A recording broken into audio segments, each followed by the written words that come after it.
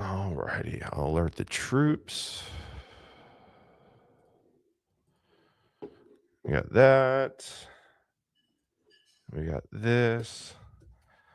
Awesome. Sweet. All right. Good morning, everybody. When I say good morning, everybody, I mean nobody, because nobody's here yet.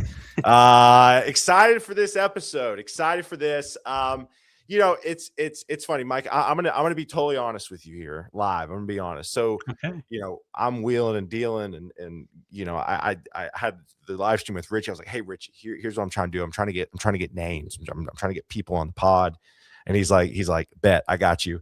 So he started. Richie fired off like 5 DMs immediately, and obviously you're one of them, and obviously I've been following you for a long time, but like for some reason, like I was moving so fast, I didn't realize who you were until like a few days ago, and I was like, oh wow, I have Mike on my show. That's pretty cool. Like as somebody who I've looked up to and I've seen on TikTok.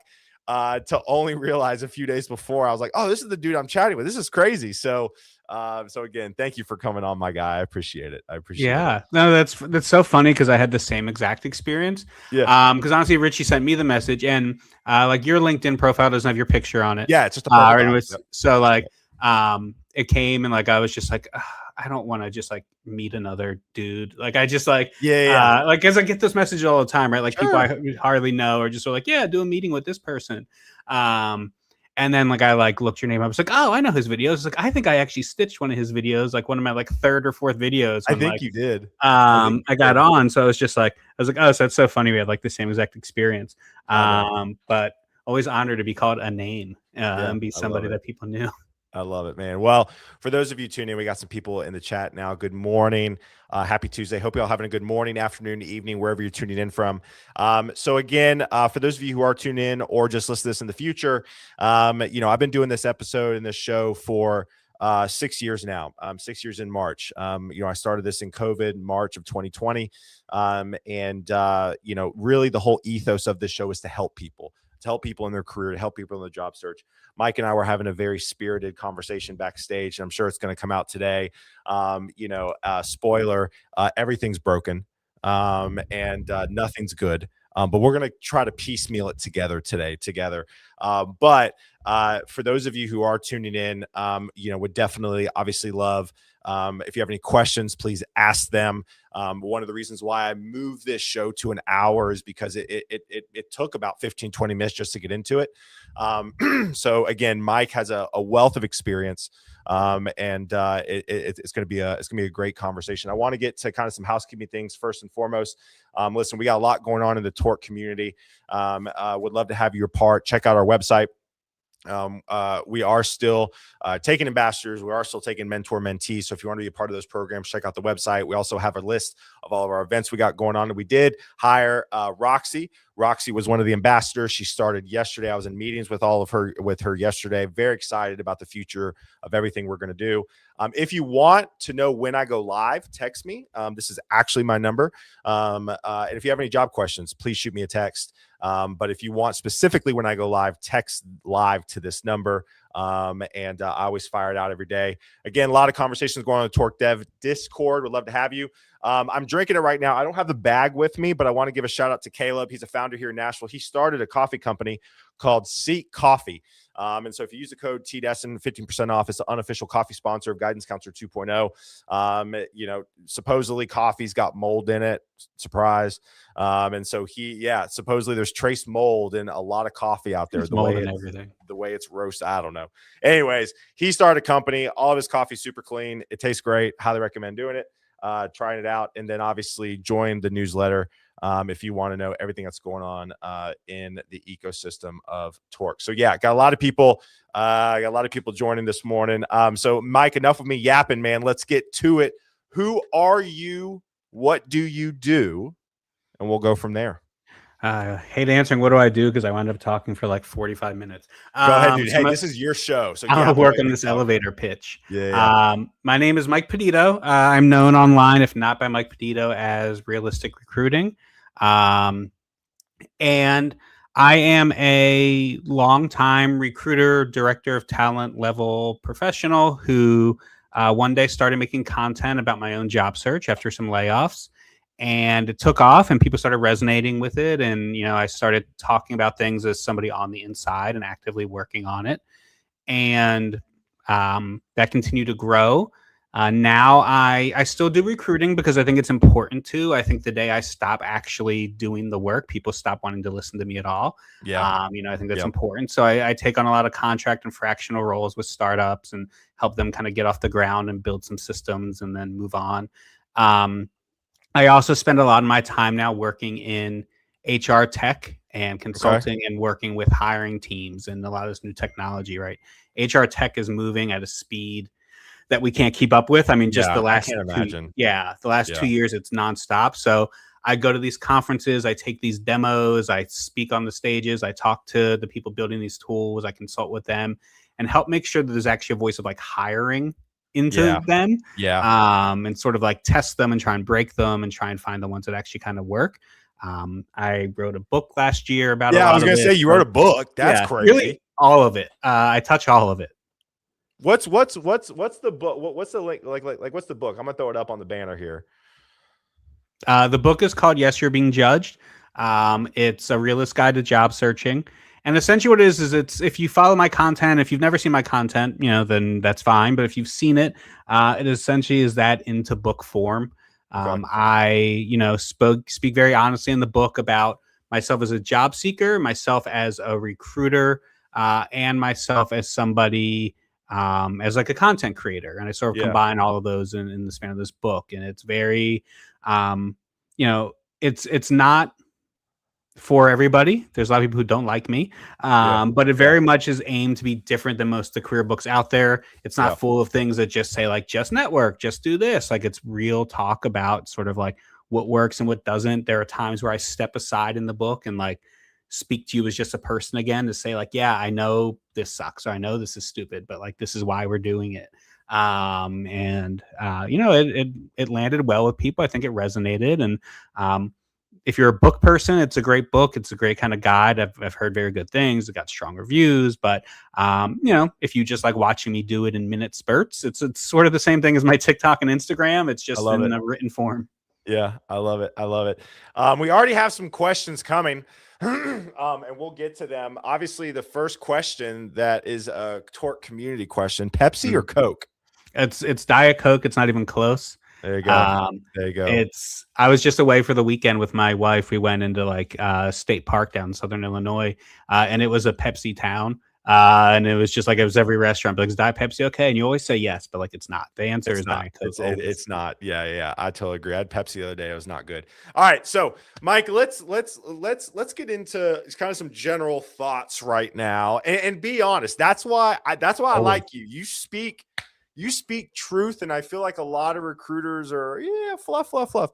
Hit me straight, man. What's going on with the market? What are your thoughts? And we'll go from there. The market is a mess. That's sort of the easiest way to say it. If you've been following me, you may know this. If you don't follow me, like this will kind of help here. I started giving job search advice a couple years ago, and I've really moved away from it because I don't think it is helpful to most people anymore. Right? Like the market is no longer about it's not about the best practices or the tips or the tricks. It was never about the hacks. It was never about any of that. But it's just now there's a number of people. It's too much to handle for most teams. And the way I kind of explain it, and I'm in this situation with this contract I'm finishing up right now. I mentioned doing some fractional work, where you have, a hiring team that used to be 20 is now 5, and a team that used to be 10 is now 1. And at the same time, a role that used to get 30 applications gets 100. A role that used to get 100 gets 1,000. So it's just sort of become this untenable situation. Right. And I always start there with people because I think a lot of people say like, oh, well, companies aren't doing it right. And there are a lot of bad actors. I'll say this all the time. I'm not ever here to defend bad hiring and bad practice and any of that. But I also think that like the things people think that are bad hiring and that are people like doing this terribly is sort of just like a mess of the market. I I use this example of just last week. I opened up a role on a Friday afternoon. I came in Monday to 500 applicants. And of those 500 applicants, a lot were qualified. I mean, a lot weren't. That's always going to be the case. We're getting mass supply through AI. It's just everyone is just pounding so many applications in. But there's me responsible for 500 applications that came You in over yourself 2 and days. I mean, just Yeah. And ultimately, we're going to hire one person. We did. We actually moved really quickly in a week and got somebody hired for this role, which is great, efficient hiring. But there's 499 people who get hired out of that, and they all probably think that like the process was done wrong. And I just think that's what the market looks like right now. And I don't think a lot of people think about like themselves in that situation, and like it's happening to them, and not this whole idea of just like everyone is struggling. And it's not to say like, oh, recruiters have it worse because we get a paycheck when we do it. Like I get all that, but it's just like that's what it's like. And like it's just sort of this like giant traffic crash happening at one time. Yeah. Yeah. So what would be so people who just heard that, like, all right, Mike, it's not about me. It's about the market. But what is there anything that people can do right now, in your opinion, to I wouldn't even say the word stand out, but if we want to Mhm. just use the word stand out, we can. Yeah. But what are some things that you're seeing that's working, both from your actual experience in the job search and then what you're seeing with others right now? Yeah. Standing out now is hard because yeah, there are so many. But I think that like a lot of the old ideas when people came to job searching of like, oh, if you hit 50% apply or 60% of the job apply, like honestly now like people who are getting hired are 95% or higher matches, Yeah. and they're very specific to like Yep. I can tell you like for example this role that I'm talking about with like 500 people that came in, and people ask me like, well, how'd you decide what couple to interview? It's like, well, people who had done a similar situation, this was someone who was going to be the first hire into this role and needs to have like understand what that means, what it means to report like right to an executive board who doesn't know anything about this role, and what goes into being the first hire and setting up all these processes. And not a lot of people have done that. People could, but not a lot had. But we have a ton of applicants who have done it. So of course they're going to get preference for a role Yeah. like that. And that's how specific it becomes. I use another metaphor that I've used a few times where I talk about like buckets. Mm-hmm. And if you put a candidate in a bucket, right? So like bucket 4 is just like not even close, AI mass applying, like you're not a fit for that job and you're just sending it out. And bucket 3 is like a shooting your shot. I'm 50% of this job. I'm going to go for it. Those two don't have it like a chance in this market to get hired. So one of the things candidates can do is just sort of like, it's not a numbers game in the way people say, like I see people post, I applied 500, 700, 1,000, 1,500, like all these jobs. And the people doing that aren't getting hired because they're spending so much time and energy doing that, right? It's almost like it's become a game. I don't want to call it a game because I know how hard the job search is, but it's almost like it's just become this thing of like, how high is this number going to go? Yeah. But how many of those really fall into the buckets 4 and 3 to begin with? And then there's the bucket where like you're an 80% match, and 5 years ago you'd have probably been a top candidate, but unfortunately today you're not. And I think that's where the most frustration comes, where people say, "Oh, I'm a great fit. I can do the job. I've done it. And I'm still getting rejected." She's like, "Yeah, I get it." Because then there's that like 5% in the top bucket who are just that ideal 95, 100% match. And job seekers will say like, "Oh, well, give people a chance and do all this." It's like, I get it. But also for a company, the goal is to make the hire that feels like the best one. That's, the least amount of risk, most likely to work out. Yeah. And if you think about if you were that person in the top bucket, you're a 95% match. You wouldn't want to be told like, oh, well, we're taking a chance on someone who's a 60% match because like the internet loves when we take a chance on people, right? Like you'd be Right. like, no, I'm the Right. most qualified and I want Yeah. it.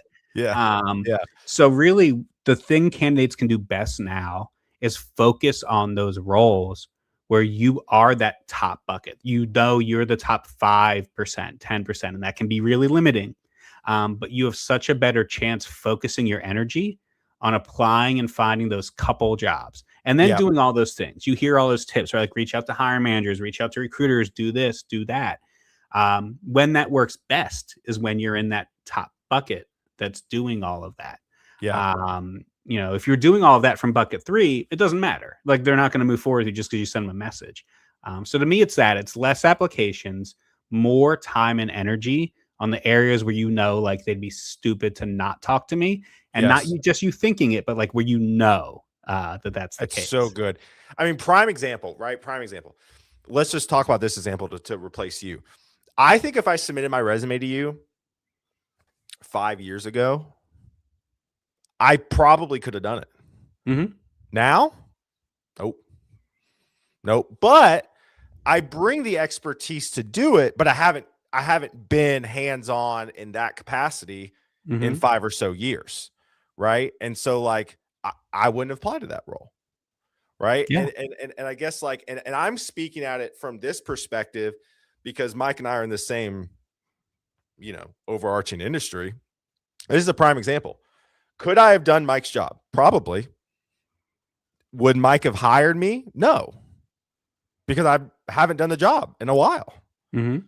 And so I think my thing is, and I never want to come across as crass or non-aware, but I think going back to, I mean, like the title of this is Everything's Broken, right? And I think what you said is, I think job seekers are so narrow-minded and that it's all about them, and it's not.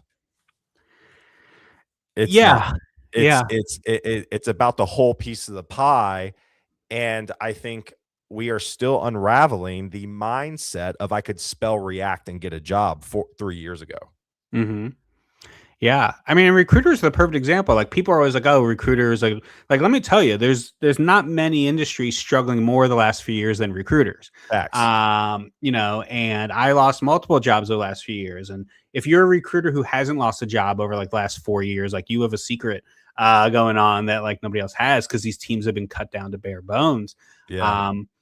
So there are a million unemployed recruiters who can all recruit. And 5 years ago, I mean, my inbox was full every day. I was working somewhere. I was happy. My inbox was full every day. A company's just like throwing money at me. Like, they just like, we need recruiters. We need recruiters. We're growing crazy.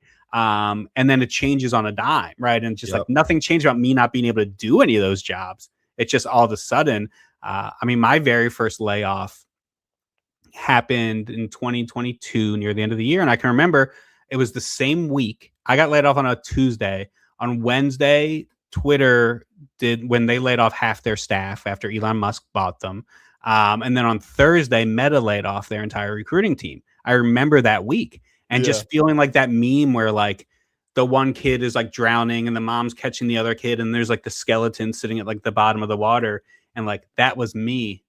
Just like watching all the Meta and Twitter people, just like everyone like, oh, I want to hire those Meta and Twitter recruiters. I was like, oh, nobody wants me anymore. And like, that's how fast it can change. Yeah.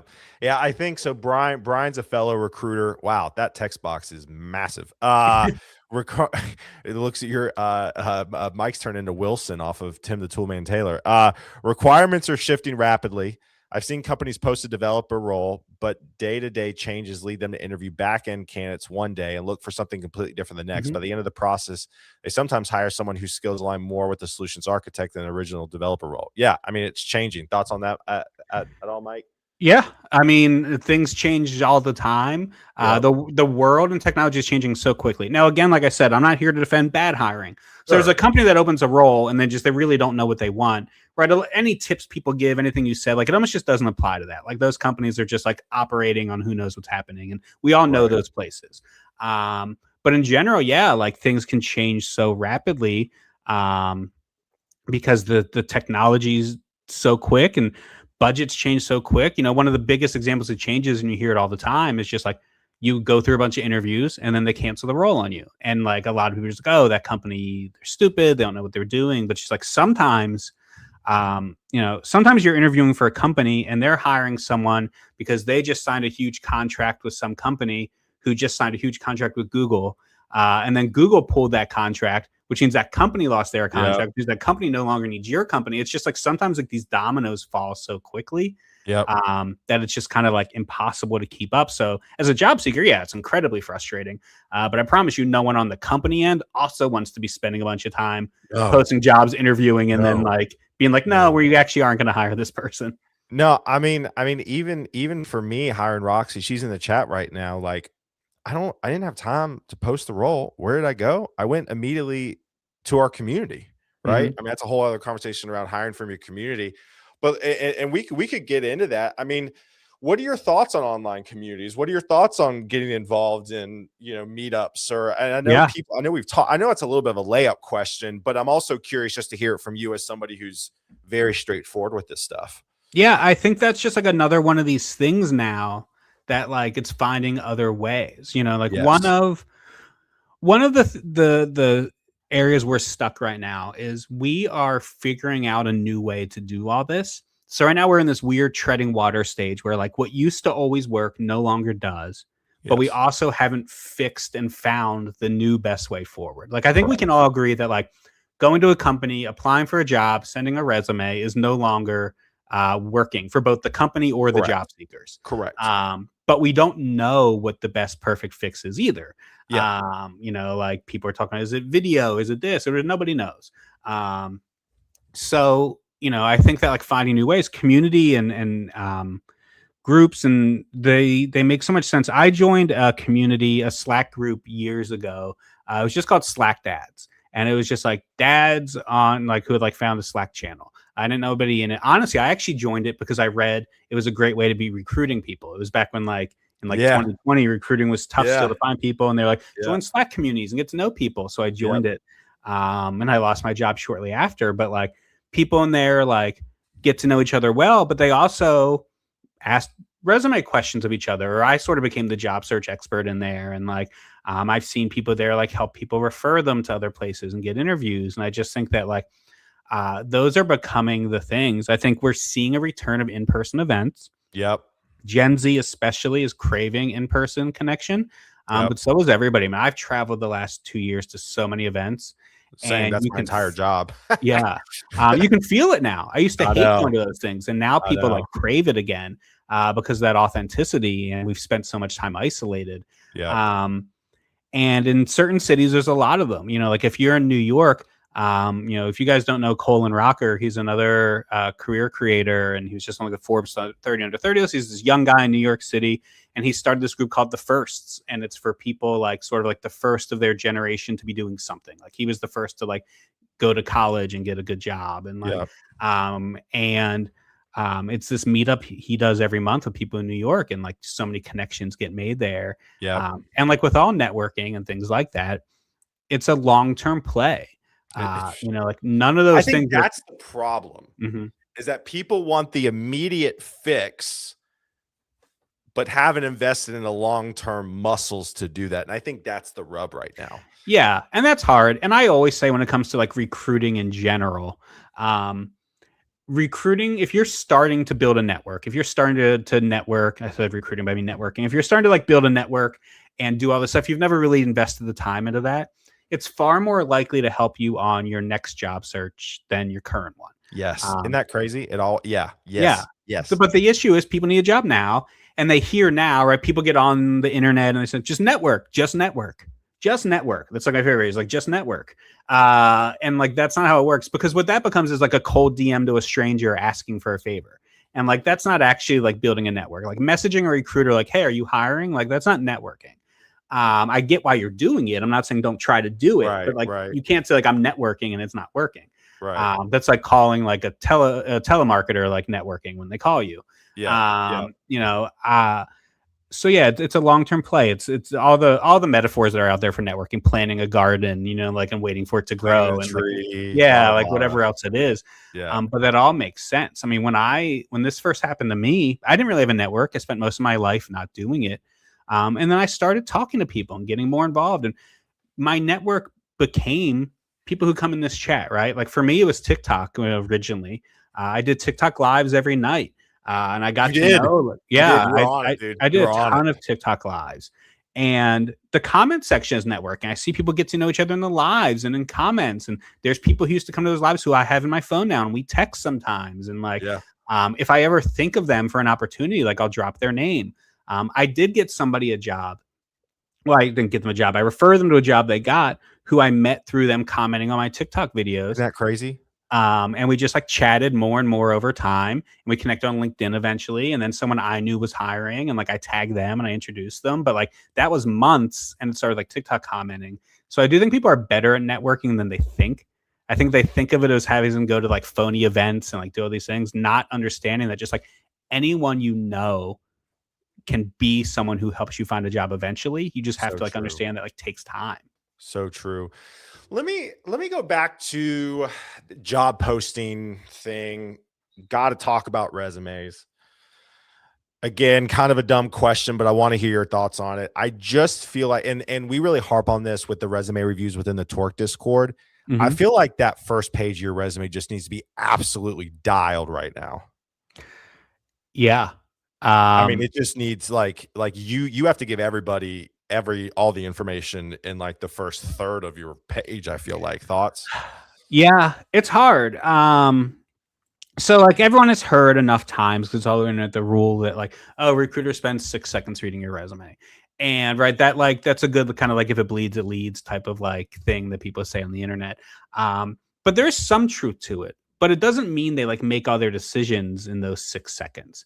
Mhm. But in 6 seconds, especially as somebody who sees a ton of resumes, I can gather if a resume, going back to those bucket ideas I mentioned, I can see very quickly if someone's in that like 3 and 4 resume bucket who like isn't even close to the job, like within 6 seconds easily, for most roles. Yeah. And then from there you fall into the first two, right? And yeah, it becomes that quickly like, what do I see on my first glance through a resume? And think how Yep. people read in general. Like all studies have shown, like people read in like F patterns. We read down a line and over two across. And in that area, like if I'm hiring for a senior software engineer who's worked in React, like I should very quickly be able to see like Quickly. evidence of what you Quickly. build in React, and Correct. then I'm going to keep reading.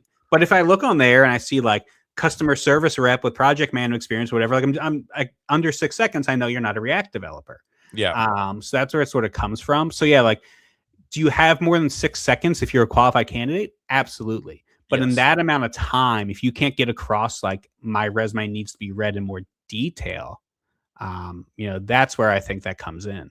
Yep. Absolutely. What do those 6 seconds look like to you? I think you kind of touched on it, but let's get a little tactical here, right? Sure. So for me, I like, and again, so Mike and I have talked about this. Every recruiter is different, right? And Mm-hmm. I've always said that. Like, I'm only one recruiter. You can literally shop my advice around, and Mike could probably say Taylor's wrong, right? And Mm-hmm. that's the whole thing of this. For me, I like a professional summary that's bullet pointed at the top and outlining years of experience you have as it relates to the must-haves and nice-to-haves of the job. Because all recruiters are going to do is they're going to call you and go, "Hey, Mike, how many years of .NET experience do you have? How many years of Angular? How many years of Azure? How many years of this?" That's what I like to see at the top. And I'm going to let Mike talk here on what he Sure. likes to see because it may be different. Then I want to immediately go into, and then in that bullet point professional summary, maybe do like one thing you're super proud of as it relates to the job you're applying to, right? That should be the customizable part of your resume. I feel like it's not feasible to like edit your resume for every single job you submit to.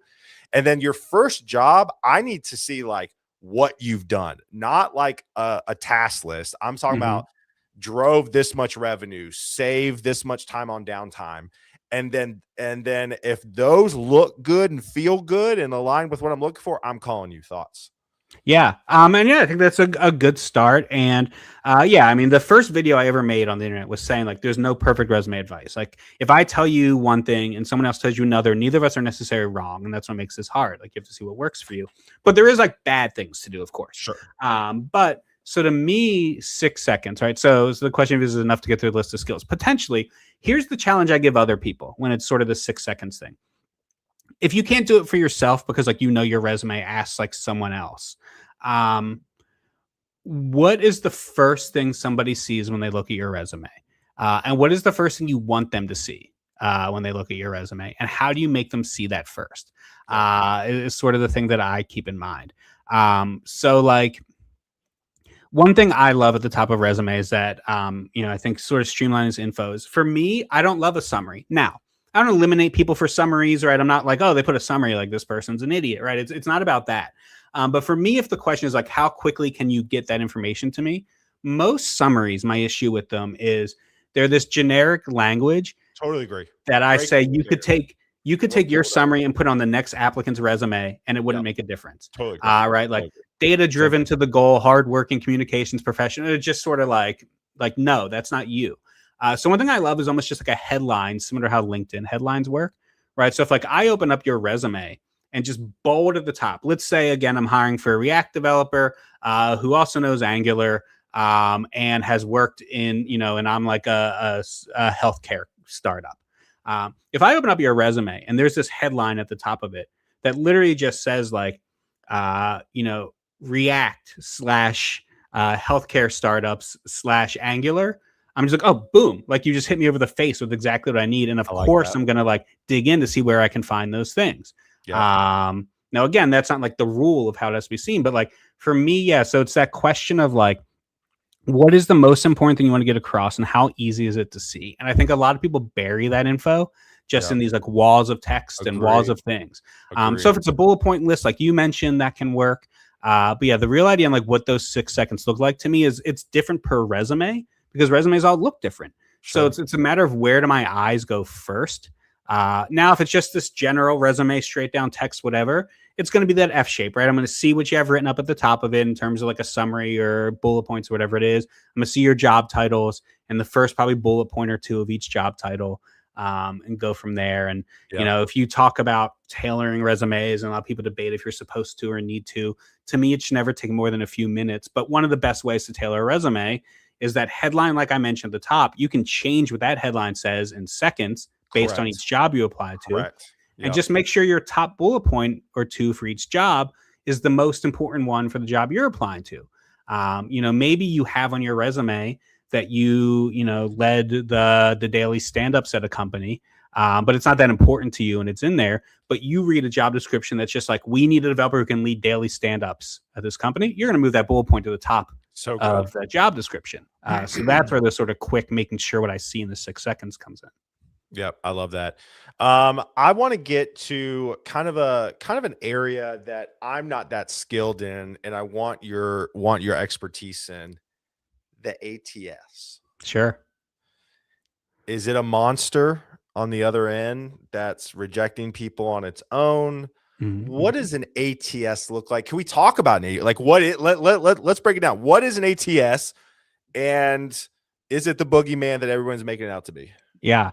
I mean, the answer easily is no, it's not the boogeyman everyone's making it out to be. Now, I could go for a long time, and we'll see how deep we want to get here. The easiest way I can explain to people an ATS is it is a digital filing cabinet. It is the software recruiters use to keep everything organized. Correct. It is the equivalent to recruiters of what like Salesforce is to salespeople. Torque is an ATS. Yeah.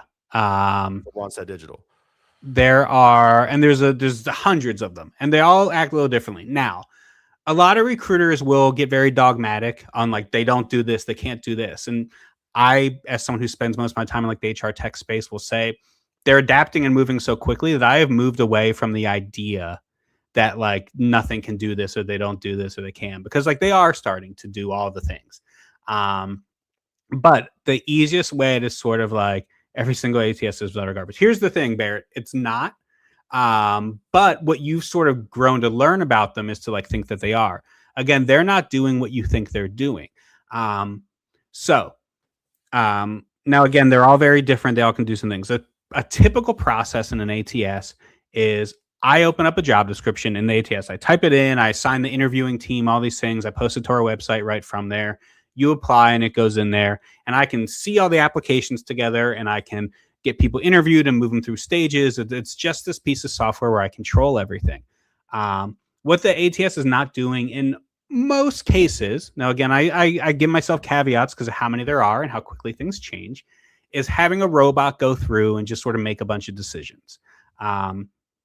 When people receive those instantaneous rejections, they do tend to be because of knockout questions, which I'm sure you've heard before, but I will reiterate, right? So I can set up a question. I can set up a yes, no. The most common one is like, do you require sponsorship to work, at this company in the United States? And if we can't offer and you say yes, you might automatically get rejected. But again, that's not AI, right? That is me making that decision when I open the job to just like speed that process up of sending you the email that you rejected. you might get some questions on there that you answer them, and if a person does this, then like send that rejection. Um, as far as like scanning, reading, analyzing resumes, none of that happens without like human interaction. Um, so what I mean is like it's almost no different than you opening up a giant file or opening a ton of files and hitting Control F and starting to search for things. So our recruiter is going through and saying like, to keep going with the example, searching for React and Angular. And then pulling up all the resumes and the candidates who mentioned using React and Angular and starting to read those. Yes. Okay. Um, Okay, that's good to know. Okay. but again, I kind of tell people if you are applying for a React and Angular developer role and you haven't mentioned in your resume that like you are building things in React and Which Angular, happens a lot, by the way. yeah, it does happen a lot. That's not a robot's fault. That's not a recruiter's fault. Like that's your fault as the job seeker. There are things Right. on a job seeker, and one is to get across what you do to the people who are hiring. Correct. If those things are on your resume, you're going to come up in the search. Yes. One of the most common things I hear from people that they don't run the logic through their head. So I was going to talk about this is like, no, I customize my resume perfectly for the ATS. I put in all the keywords. I do all the things. I write it exactly how it's supposed to be, and I still get auto rejected by the AI. It's like, well, that doesn't make sense. If it was an AI reading and only looking for those words, and your words were in there, and you did it, it wouldn't automatically be doing it. Right. Like they can't both be true. So it's not doing what most people think in that way now. Are they getting more advanced? Yes. But at the end of the day, a human still always has to make a decision Correct. to do something in there. It's Correct. not just a bunch of robots running it. So if somebody, so I think one of the things I've gotten like some pushback on is like, well, I submitted my resume and I immediately got rejected. Mm-hmm. How is that a human? Sure. But going back to what you're saying is whatever triggers they set up, you didn't have in your resume. Mm-hmm. Yeah. And could it have been a mistake? Sure. Could they have set up a trigger that said like, if this person didn't have this in their resume, reject them? And you are someone who does that, like, sure. But in most cases, that's not the case. Yeah. Right. And it's generally kind of like how these processes work. Like also it could have been an auto reject because they have already filled the role, or there are sort of all these other things, and that can get into like another thing, right? It sort of stopped taking in. Sometimes they put things on delay, right? Like Yeah. I often with auto rejecting, just because I know how people are going to respond to it, is I don't have it send right away. I set it for 8 hours after the application, 24 hours after the application, whatever else. Well, how come it came through at 3 a.m.? Because you applied at 3 p.m. and I set it at 12 hours to send the email. Yeah. And that's what would sort of happen. So like there are more logical explanations to these things than people think. But at the same time, are there issues? Is Workday being sued currently because their AI seem to have been automatically rejecting everybody over 40? Yep. And they're in discovery for it. And everyone who's ever used Workday AI has to turn over all their hiring data. And I'm marked safe from ever having worked with a Workday company. So my data is not in there. And it's in discovery, and we're going to see what happens. But if that was the case, you think other companies are continuing to do that while this lawsuit's going on? I think a lot of this stuff is less nefarious than people really think.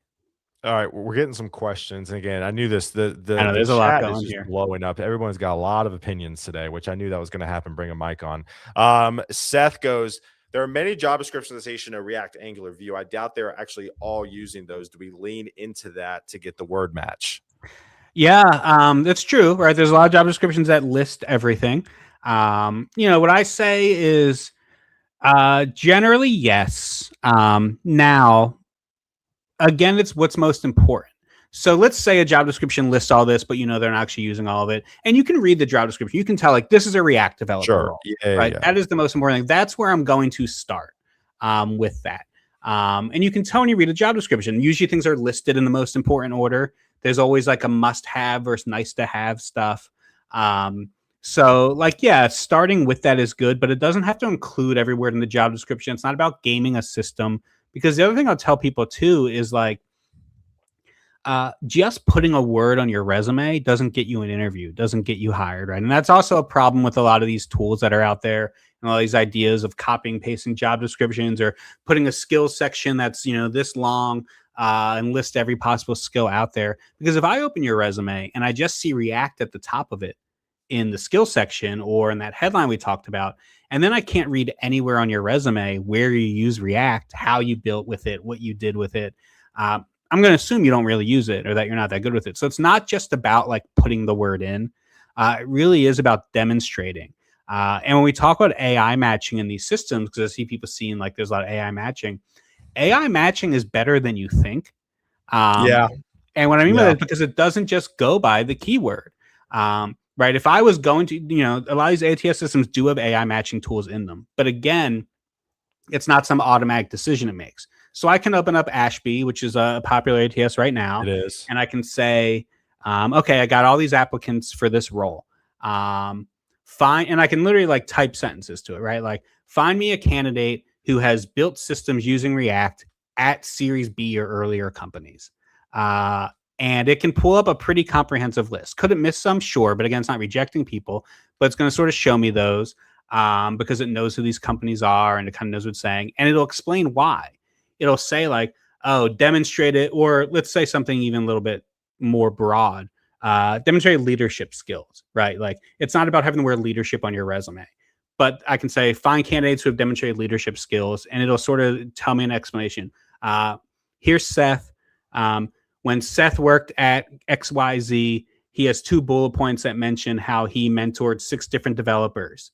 Right, demonstrating leadership skills. Yeah. So it's more than just like a keyword. It really is getting across and showing the ideas you did. So like, even when we are using AI in that way, it's not to just like automatically kick people in or rule them out. It's really just to like help us find some of these things quicker and then look at them ourselves. Like, nothing is automatic. We're all humans with free will when we use these tools. Sure.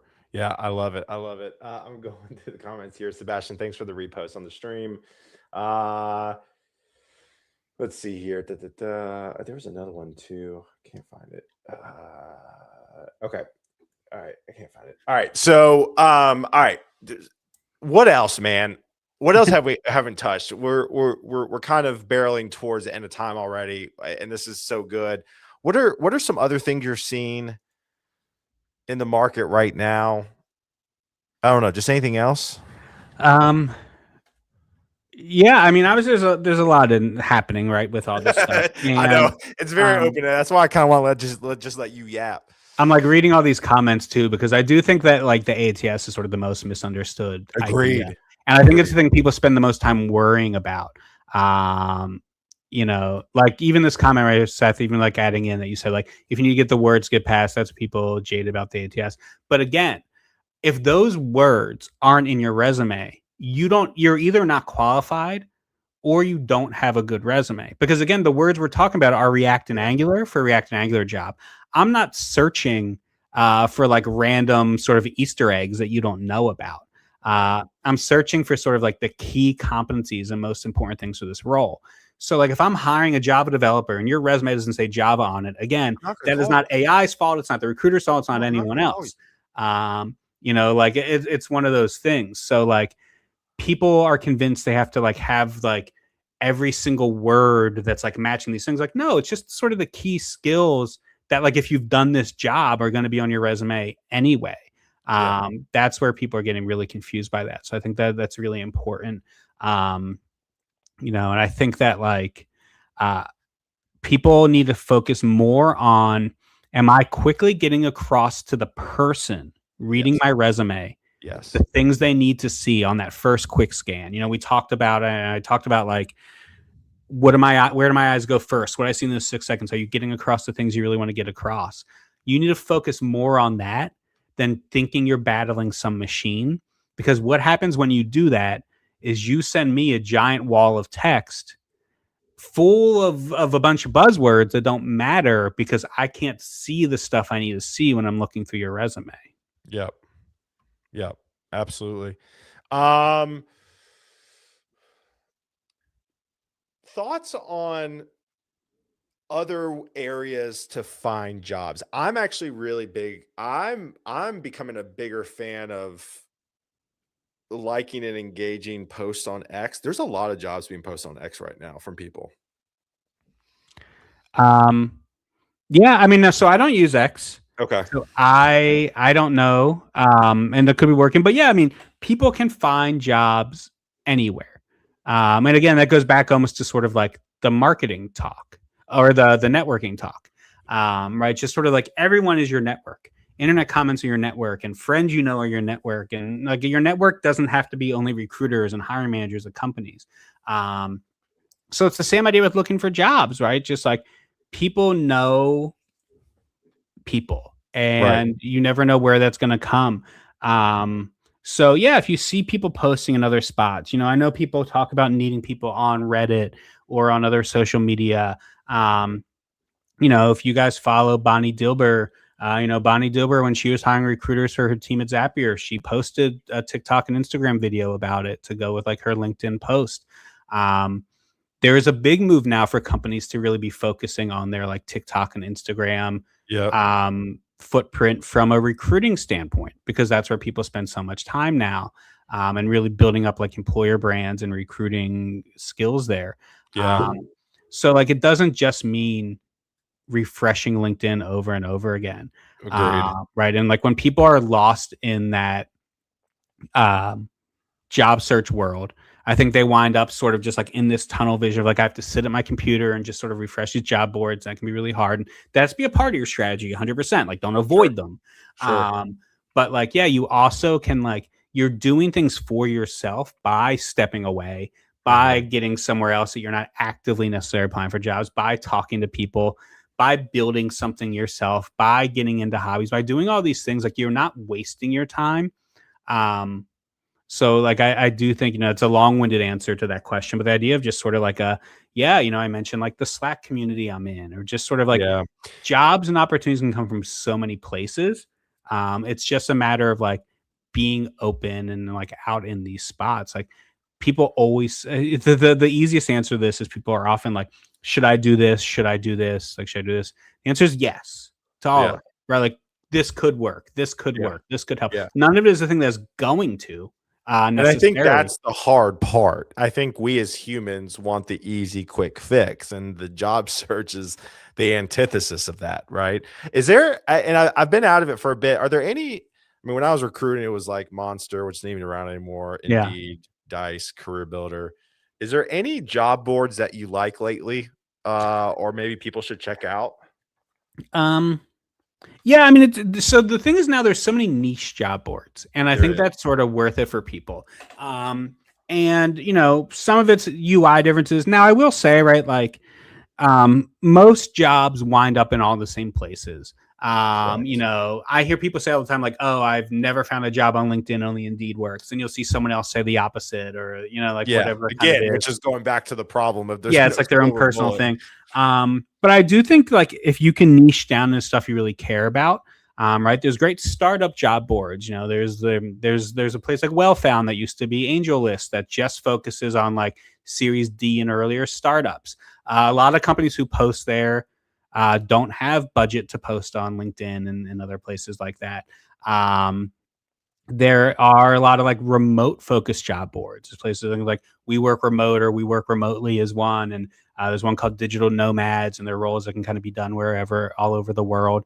If you're in specific areas, there's often areas for just focused on marketing jobs or finance Yeah. jobs and things. So like, Yeah. I do think trying to like niche into those things. I know a lot of people, I've never actually used it myself, but I keep hearing people talk about a job board called Hiring Cafe. I haven't heard of that. It's growing in popularity. I hear a lot of people talk about it, but I haven't used it enough to know. The Okay. other thing too is I think like this is a great use case of when to start implementing AI. If you Yeah. use Claude, for example, I do. if you're online, you see everybody talk about switching to Claude. It's so weird. Like, and I'm guilty of it too because I posted about it. It feels like this giant secret influencer campaign. It's not. But if they want to start paying me, they could. But I made like a switch to Claude It recently, and really is pretty yeah, incredible. The Claude desktop app is incredible. Yeah. And it connects to your LinkedIn or to Indeed, and it connects to a bunch of job boards. And now it has its coworker and its dispatch mode where it can just sort of control your computer yourself. Like, let it take some of that off. Like, ask it, like, go connect to my Indeed, connect to these pages. I'm looking Yeah. for marketing managers with this many years experience in this city. Like, pull in what you can find and like let it save that time for you.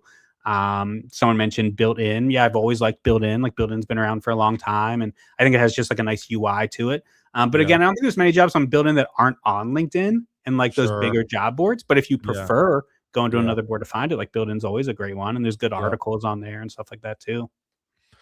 Let's see here. Oh my gosh, Seth popping in. It's good to see you, Seth. Fellow Nashvilleian. Last job hunt, I would go to the company site of every sponsored ad I saw on LinkedIn. Companies that have enough money to advertise on LinkedIn seem to be hiring. Yeah, I mean, LinkedIn is not it's not cheap when it comes to ads. Yeah, I like that.